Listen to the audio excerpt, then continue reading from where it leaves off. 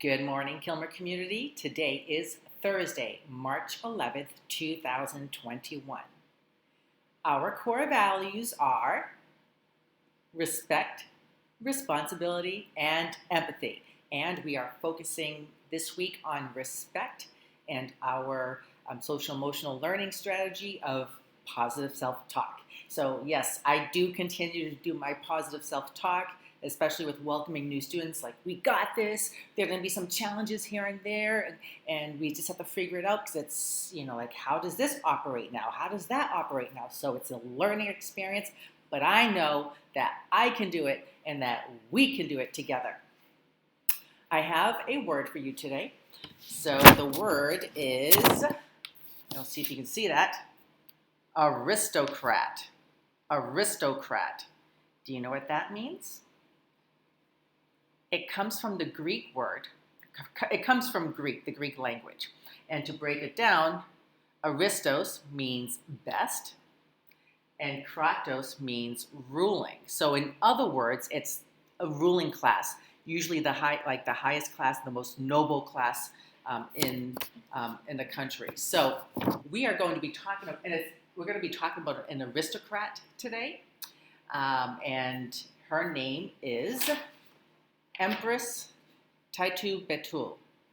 Now, I do want to thank Nardos from Miss Lundy's class for bringing this person to my attention.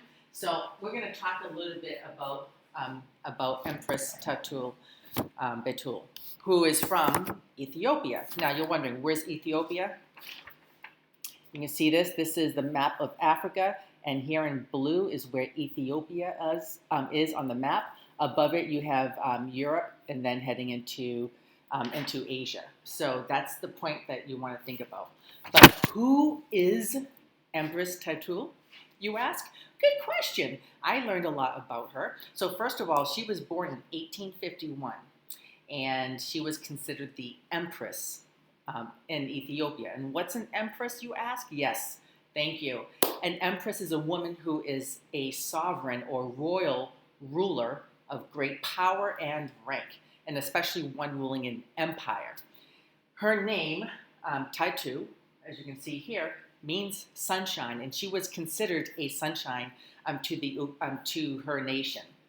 She was born, like I said, in 1851 to an aristocratic, or the highest class Ethiopian family that had a bloodline to the ruling dynasty at that time. She married King Menelik of Shoa, who later became Emperor Menelik II of Ethiopia. And according to some historians, she and her husband were co-equal, in which he consulted her before making great, important decisions for the country. And at that time, a lot of women did not have that power or ability. She was also very educated, which was another thing that women during that time did not have access to. So she had a lot of political power as being the wife of King Menelik. And both before and after they were crowned emperor and empress in 1989. She led a conservative group in the government that resisted change to develop Ethiopia into the modern type colonies of Europe at that time. She was very suspicious of the Europeans' intentions towards Ethiopia, and they're wanting to colonize or take political control of the country. And so she was one of the key players in the Treaty of Wuchale with Italy, where Italy tried to colonize Ethiopia through Ethiopia using language that favored Italy and not Ethiopia. Now, the Empress stayed firm during these treaty talks in her conviction that Ethiopia retain their rights and retain independency of Italy. However, that didn't go so well for Italy, who really wanted to colonize Ethiopia. And so therefore, the negotiations broke down, and guess what? Italy basically tried to invade. So here's Italy up here, and they tried to invade Ethiopia via Eritrea, which is right in this area. So they tried invading Ethiopia, and it resulted in the Battle of Adwa. This is really interesting and important to note.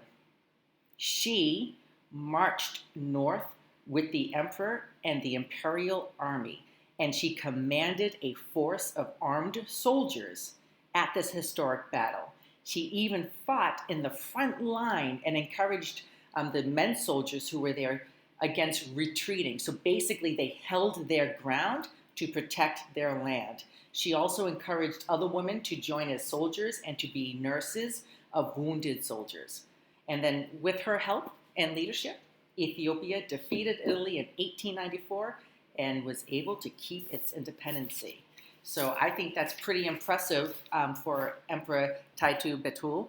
So Nardos, I have to say, thank you for bringing her to my attention, and thank you for sharing someone from your culture in your country to share during National Women's History Month. Again, if you, anyone out there, has something to share, please send the name of a woman from your culture that you would like to highlight or that is honored in your family. I love being able to share the diversity of all of our students and our cultures.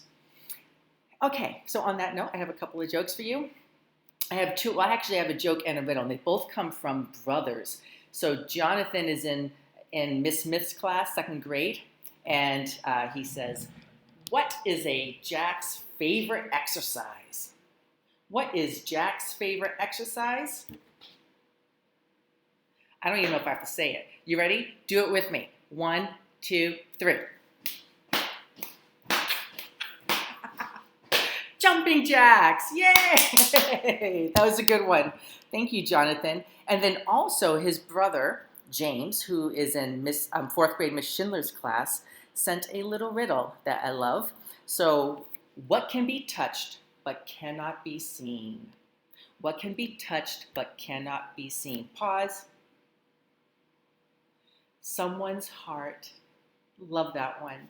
Thank you both for sending that my way. And if you have other jokes or riddles, send them to me so I can share.